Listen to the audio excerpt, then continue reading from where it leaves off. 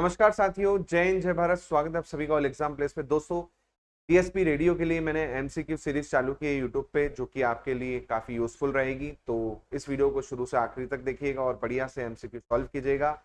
और अच्छा लगे तो लाइक कीजिएगा, शेयर कीजिएगा और नए चैनल पे सब्सक्राइब कीजिएगा। उसके पहले दोस्तों, आप हमारा ऐप डाउनलोड कर सकते हैं, जहां पर आपको मिलेंगे बहुत सारे कोर्सेस। डीएसपी रेडियो का भी कोर्स चल रहा है, जो कि भारी भरकम छूट पे चल रहा है। जी हाँ, अभी डीएसपी रेडियो के कोर्स में 2500 रुपए में आपको कंप्लीट कोर्स मिल रहा है, टेक्निकल प्लस नॉन टेक्निकल, जिसमें MCQ, test series, video lecture, PDF सब कुछ इंक्लूड रहेगा। तो अभी जाके आप क्या कर सकते हैं, परचेस कर सकते हैं। और इस नंबर पे आप कॉल कर सकते हैं 9806883688 पे, और अभी कोर्स को परचेस कर सकते हैं। इसके साथ साथ दोस्तों, आपको कोई डाउट लगता है रिगार्डिंग कोर्स या फिर कोई क्वेश्चन में, तो आप मुझे व्हाट्सअप भी कर सकते हैं, आप मुझे फेसबुक इंस्टाग्राम पे भी फॉलो कर सकते हैं।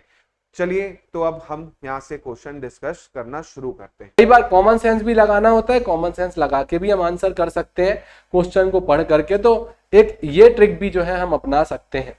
अगला है, निम्न में से कौन सा विभाग दक्कन ट्रैप का भाग है? आपका which of the following department is a part of Deccan trap? तो दक्कन का जो हमारा पठार है, इसका हिस्सा कौन है? तो बुंदेलखंड का पठार है, पूर्वी पठार है, विंध्याचल पठार है, या फिर आपकी विंध्याचल श्रेणी है, या मालवा का पठार है।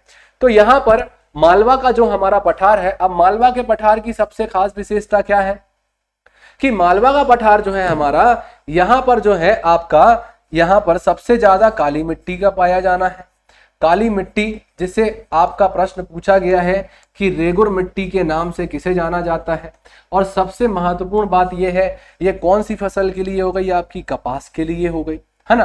तो ये जो है आपका क्रिटेशियस कल्प से हुई है। ये जो दक्कन के पठार का भाग है हमारा, मालवा का पठार, इसको अगर हम बात करें तो ये दक्कन के पठार का भाग है और क्रिटेशियस कल्प से जो है क्या हुई है, इसका ओरिजिन हुआ है, इसकी उत्पत्ति हुई है। तो हमारा करेक्ट आंसर क्या हो जाएगा?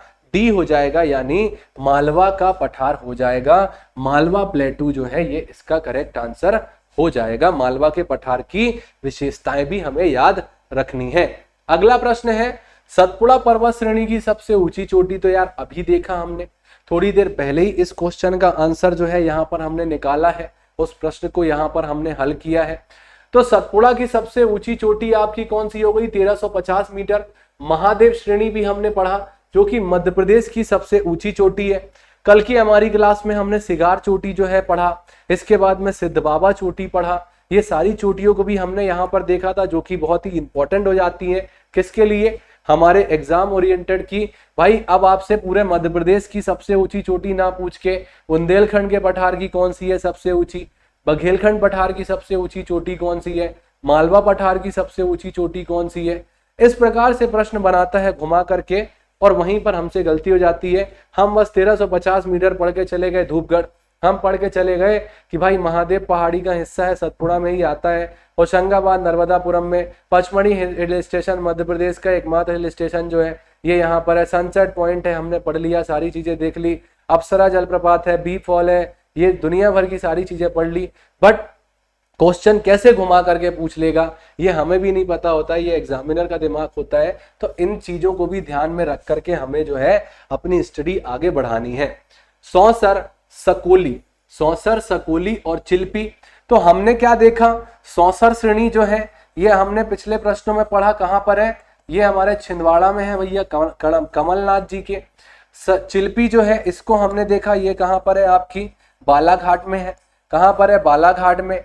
और जो आपकी सौंसर है ये आपकी किसके लिए इंपॉर्टेंट हो जाएगी? मैंगनीज वगैरह के लिए। इसी के चलते आप देखते हैं कि दक्षिणी मध्य प्रदेश में हमारा क्या है, दक्षिणी मध्य प्रदेश में हमारा भारवेली नामक हमें जो है मैंगनीज की खदान मिलती है, और वहीं तांबे की खदान जो है हमें मलाजखंड भी देखने को मिलती है।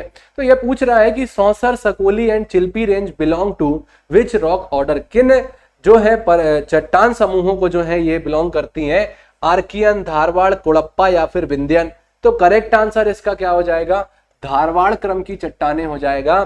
धारवाड़ क्रम की चट्टाने जो है ये बालाघाट और छिंदवाड़ा जिले में पाई जाती हैं। कौन से जिलों में पाई जाती हैं? बालाघाट और छिंदवाड़ा जिले जो है इनमें हमारे क्या पाई जाती हैं? इनमें हमारी धारवाड़ क्रम की या धारवाड़ समूह की चट्टाने पाई जाती हैं। ठीक है, चलो आगे बढ़ते हैं, अगला देखते हैं क्या पूछ रहा है।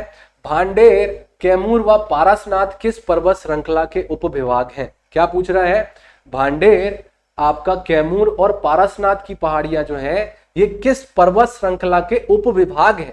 अब जैसे उपविभाग जैसे कैसे समझ सकते उपविभाग हम? जैसे मान लीजिए ये माउंटेन रेंज हो गई है, ये माउंटेन रेंज होगा हमारी क्या हो गई? ये हो गई सतपुड़ा हो गई। क्या हो गई? सतपुड़ा हो गई। अब इसी सतपुड़ा में हमारी एक ये वाली पहाड़ी हो गई जो है महादेव पहाड़ी। क्या हो गई? महादेव। एक इसी में राजपीपला आ जाएगी। तो इसी महादेव पहाड़ी में हमारी क्या हो जाएगी? इसी महादेव पहाड़ी में हमारी एक चोटी है जिसका नाम हमने क्या रख दिया? धूपगढ़ रख दिया। और इसकी हाइट कितनी हो गई? इसकी हाइट 1350 मीटर हो गई। तो अब ये पूछ रहा है कि भांडेर, कैमूर, पारसनाथ, तो ये जो पर्वत है आपकी ये है तो टाइप ऑफ माउंटेन रेंज ही है ना। तो इसी प्रकार से ये ऊंची यहाँ की एक ये विंध्यन आपकी सतपुड़ा माउंटेन हो गई। अब इसी में आपकी महादेव हो गई, राजपीपला हो गई, ये सारी पहाड़ियां आ गई। तो ये सारी आपकी किसी पहाड़ी के ही जो है भांडेर, कैमूर और पारसनाथ जो है पर्वत श्रृंखला का हिस्सा है। अब ये पूछ रहा है कि ये उपविभाग किसका है? विंध्याचल का है, सतपुड़ा का है, अरावली का है या फिर अजंता का है? किसका है भाई ये? तो ये आपका किसका हो जाएगा? ये विंध्याचल का हो जाएगा। किसका हो जाएगा? विंध्याचल का हो जाएगा। तो ये जो है उत्तर व दक्षिण भारत के मध्य विभाजक है जिसकी ऊंचाई जो है 881 मीटर के अप्रोक्स है ना। तो ये किसका करेक्ट आंसर क्या हो जाएगा हमारा? इसका करेक्ट आंसर हो जाएगा विंध्याचल श्रेणी। ठीक है, चलो राजपीपला, महादेव, मैकाल, राजमहल किस पर्वत श्रृंखला के उपविभाग है? अभी हमने देखा Rajpipla, Mahadev, Maikal and Rajmahal are sub division of the which mountain range? कौन सी माउंटेन रेंज के हैं? तो अभी हमने पढ़ा कि ये हमारे किसके हैं? सतपुड़ा श्रेणी के हैं। नर्मदा, सोन तथा दक्कन के पठार के बीच ये क्या करती है? जल विभाजक का काम करती है। राजपीपला, महादेव, मैकाल तथा राजमहल सतपुड़ा पर्वत के ही क्या है? उपविभाग है। क्या है? उपविभाग है, यानी कि सब डिवीजन है ये सतपुड़ा माउंटेन के। कौन कौन से? ये हो गए हमारे कौन कौन से? राजपीपला, महादेव, मैकाल और राजमहल की पहाड़ियां। ठीक है, ये भी हमसे एग्जाम में क्वेश्चन बनते हैं और ये जितने भी क्वेश्चन मैं आपको यहां पर करा रहा हूं ये किसी ना किसी एग्जाम में पूछे गए क्वेश्चन है जो आपसे मैं यहां पर जो है डिस्कस कर रहा हूं, जो मैं आपके सामने यहां पर लेकर के आया हूं। ठीक है, अगला प्रश्न है which plateau is included under the eastern plateau sub division of the state? यानी कि प्रदेश का उपविभाग पूर्वी पठार के अंतर्गत किस पठार को शामिल किया गया है?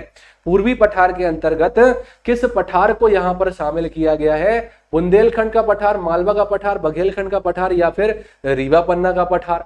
कॉमन सेंस लगा करके इसका आंसर हम दे सकते हैं कि अगर आपको लोकेशन ही बस पता हो तो आप इसका एकदम शानदार तरीके से आंसर दे दोगे कि भाई प्लेटू ऑफ बघेलखंड। बघेलखंड का जो हमारा पठार है ये जो है उपविभाग पूर्वी पठार के अंतर्गत आता है। ये सीधा सा आंसर आप दे सकते हो। अब अगर आपको यही नहीं पता है कि मध्य प्रदेश के उत्तर में कौन से जिले हैं या कौन सी पहाड़ियां हैं, दक्षिण में कौन से जिले कौन सी पहाड़ियां हैं, पूर्व में क्या है, पश्चिम में क्या है, तो फिर आप इसका आंसर जो है गलत कर सकते हैं। लेकिन अगर आपने बहुत अच्छे से मध्य प्रदेश की भौगोलिक स्थिति जो है इसको पढ़ा हुआ है, जिलों की लोकेशन आप बहुत अच्छे से जानते हैं कि कौन सा जिला कहां पर अवस्थित है, किस जिले की सीमा जो है कहां से किस दो राज्यों को स्पर्श कर रही है, किसको नहीं कर रही है, कौन सी माउंटेन रेंज कहां से निकली हुई है, कौन सी नदियां कहां से निकली हुई हैं। जब ये सारी चीजें आप मध्य प्रदेश के भूगोल को बहुत अच्छे से पढ़ लेंगे तो इस प्रकार के जो प्रश्न आपको जो है आकर के एग्जाम में घुमाने का प्रयास करते हैं ये भी आपको नहीं घुमा पाएंगे और आप इनके आंसर बहुत अच्छे से कर पाएंगे। एकदम शानदार तरीके से इजी वे में आप इनके आंसर दे पाएंगे यहाँ पर। तो आपका पूर्वी पठार के अंतर्गत बघेलखंड के पठार को शामिल किया गया है या किया गया है। The प्लेटू of Baghelkhand is included under the eastern प्लेटू, इसका करेक्ट आंसर हो जाएगा। नेक्स्ट क्वेश्चन देखते हैं प्यारे साथियों हम यहाँ पर। अरावली एवं विंध्य श्रृंखलाओं के मध्य कौन सा पठार है? अब अरावली जो है इसके बारे में हमने पढ़ा। अरावली जो है ना, जैसे आप देखते हो कि भाई आप बोलते हो कि अरे ये बुढ़ा आदमी जा रहा है ना, ये बूढ़ा आदमी जा रहा है। यहीं पर आप किसी ऐसे व्यक्ति को देखते हो बिल्कुल एकदम शानदार दिख रहा है, उसकी चमक ही अलग है चेहरे पे, तो वो क्या है? जवान आदमी है। तो अरावली जो है ये क्या हो चुकी है? ये बूढ़ी हो चुकी है पर्वत श्रृंखला। और वहीं अगर आप हिमालय को देखो तो बताओ, हिमालय एकदम अभी तो मैं जवान हूं वाली स्थिति है किसकी? हिमालय की। देख लो विश्व की सबसे ऊंची ऊंची जो पर्वत चोटियां हैं जहां पर आदमी जाता है, कई लोग तो मर जाते हैं, पहुंच जाओ भला हिमालय की चोटी पे, चढ़ जाओ माउंट एवरेस्ट पे तुम, है तो ये तो इसकी जवानी है ना। अभी तो हिमालय जवान अवस्था में है। लेकिन अगर मैं बात करूं अरावली की, तो विश्व की सबसे पुरानी पर्वत श्रृंखलाओं में से एक है। कौन सी? अरावली। तो अरावली जो है ये आपकी जो है अरावली ही माउंटेन रेंज की एक आपकी चोटी है। क्या नाम है उसका? उसका नाम है गुरु शिखर। क्या नाम है? गुरु शिखर। ये गुरु शिखर कहां पर है? ये गुरु शिखर है आपके माउंट आबू में। कहां पर है? माउंट आबू। उस पर्वत का नाम क्या है? माउंट आबू। उसे बोला जाता है आबू पर्वत। इसी आबू पर्वत पर आपकी जो है गुरु शिखर अवस्थित है, जिसकी हाइट कितनी है? 1750 मीटर। और अब जो है अरावली माउंटेन का क्या हो रहा है? क्षरण हो रहा है धीरे धीरे। यहां पर हम देख रहे हैं कि जो हिमालय में हमारा माउंट एवरेस्ट है, इसकी हाइट हम देखते हैं कि पॉइंटों में जो है बढ़ते हुए हमें नापने पे मिल जाती है। लेकिन अब अरावली जो है ये ढलने वाली कगार पे है। अब ये बूढ़ी हो गई है और ये ढल रही है। तो अरावली एवं विंध्यन श्रृंखलाओं के मध्य कौन सा पठार स्थित है? मालवा का पठार, छोटा नागपुर, दक्कन का पठार या फिर प्रायद्वीपीय भारत का पठार? तो जो हमारा मालवा का पठार है, या फिर हम बात करेंगे अरावली एवं विंध्य श्रृंखलाओं के बीच में कौन सा पठार है, तो ये हमारा मालवा का पठार हो जाएगा। अब ज्योग्राफिकल लोकेशन से हम इसको, क्योंकि मालवा का पठार जो है या जो हमारा मालवा रीजन है, यानी कि जो हमारा पश्चिमी मध्य प्रदेश है, इससे जुड़े हुए जो जिले हैं, इसी से राजस्थान लग रहा है। और राजस्थान में ही क्या है? आपकी अरावली की पर्वत श्रृंखलाएं। तो इस प्रकार से भी आप इसका आंसर कर सकते हैं। तो मालवा प्लेटू जो है ये हमारा क्या हो जाएगा? करेक्ट आंसर हो जाएगा हमारा यहाँ पर क्रमशः राजस्थान और मध्य प्रदेश में जो है अरावली पर्वत श्रेणियां फैली हुई है। इन दोनों पर्वत श्रृंखलाओं के मध्य प्रदेश के मालवा का पठार अवस्थित है। क्या है? मध्य प्रदेश के मालवा का पठार जो है यहाँ पर अवस्थित है। अगला प्रश्न है, मध्य प्रदेश का पूर्वी देशांतर विस्तार कितना है? भाई अब देशांतरी विस्तार के बारे में भी मैंने आपसे चर्चा की है, इसको भी मैंने आपको बताया। जैसे हम टेलीफोन नंबर याद करते हैं ना, वैसे याद कर लो। 216 26 30 74 09 82 48 ऐसे याद कर लिया। यानी कि 21 डिग्री 6 उत्तरी अक्षांश से 26 डिग्री 30 उत्तरी अक्षांश। फिर इसके बाद आपका 74 डिग्री 09 आपका पूर्वी देशांतर से 82 डिग्री 48 पूर्वी देशांतर। ये क्या हो जाएगी? हमारे मध्य प्रदेश की भौगोलिक अवस्थिति हो जाएगी। अब ये पूर्वी देशांतरी विस्तार पूछ रहा है, तो ये क्या हो जाएगा? ये हो जाएगा 7409 से 8248। बट यहाँ पर 74 डिग्री से 8248 दिया है, मतलब कि ये सबसे पास में हमें मिल रहा है। तो इसका करेक्ट आंसर क्या हो जाएगा? ये हो जाएगा इसका ए। अगर हम उत्तरी अक्षांश में बात करें तो ये आपका क्या हो गया? 21 डिग्री 6 हो गया। ठीक है, चलो। तो इस प्रकार से जैसे मोबाइल नंबर याद करते हैं उस प्रकार से आप याद करें। भारत का भी ऐसे ही याद कर लें, है ना। इसी प्रकार से आपसे प्रश्न पूछ लेता है कि अविभाजित मध्य प्रदेश का अक्षांशी विस्तार क्या रहा है, देशांतरी विस्तार क्या रहा है, जिसे हमने पिछली क्लासों में इसके क्वेश्चन भी डिस्कस किए हैं, जहां से हमारे एग्जाम में क्वेश्चंस बनते हैं। उन्हें भी आप बहुत अच्छे से समझें और उन्हें भी याद करें। ठीक है, अगला प्रश्न देखते हैं प्यारे साथियों, क्या पूछ रहा है हमसे। अगला प्रश्न यहाँ पर यह पूछ रहा है कि निम्न में से किस देश का क्षेत्रफल मध्य प्रदेश से कम है। बहुत अच्छा क्वेश्चन है और ये आपका जो है आया हुआ एग्जाम में क्वेश्चन है। तो कनाडा, अब थोड़ा दिमाग लगाओ, थोड़ा सा दिमाग लगाने वाला क्वेश्चन है ये। कनाडा की अगर मैं बात करूं तो कनाडा को आपने भूगोल में कभी ना कभी पढ़ा होगा कि जो विश्व के सर्वाधिक क्षेत्रफल वाले देश हैं उनमें कनाडा का नाम भी तो हमने पढ़ा है। तो पहले ही हम इसको यहां से कनाडा को काट देते हैं। और फ्रांस, तो फ्रांस को भी अगर हम देखें तो फ्रांस की पॉपुलेशन भी अच्छी खासी है भाई, बहुत बढ़िया जो है इसकी पॉपुलेशन है। तो यहाँ पर अगर मैं देखूं तो क्षेत्रफल भी आप एक थोड़ा सा दिमाग से भी तो सोच सकते हैं ना। इसके अलावा आपका जो ब्रिटेन है भाई, ये दुनिया में कहा जाता है इनका सूरज कभी नहीं डूबता था। तो इतना तो इनके पास अब नहीं बचा होगा कि मध्य प्रदेश के क्षेत्रफल के बराबर हो। हाँ, लेकिन अगर हम जर्मनी को देखें तो जर्मनी जो है यहाँ पर इसका करेक्ट आंसर हो जाता है यूनाइटेड जर्मनी। तो करेक्ट आंसर हमारा क्या हो जाएगा? संयुक्त जर्मनी, जबकि कनाडा, ब्रिटेन तथा फ्रांस जो है ये मध्य प्रदेश से अधिक क्षेत्रफल वाले देश है। ठीक है, कॉमन सेंस लगा करके भी आंसर हम कर सकते हैं। गंगा और महानदी के बीच में जल विभाजक किसका भाग है? The water divided between the Ganga and the Mahanadi is the part of. Mahanadi कहाँ? छत्तीसगढ़ से निकल रही है। गंगा कहाँ से आ रही है? अब देखो ये आसपास में आके जुड़ कहाँ पर रहे हैं? तो सतपुड़ा, श्रेणी, मैकल, बघेलखंड का पठार या फिर बुंदेलखंड का पठार। तो इसका करेक्ट आंसर क्या हो जाएगा?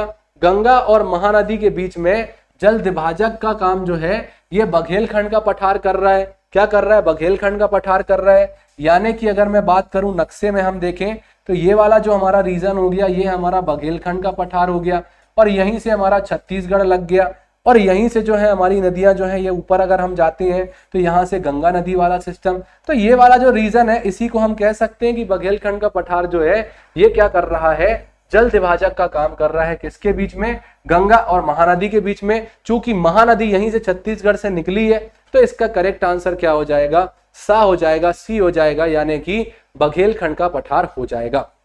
ठीक है।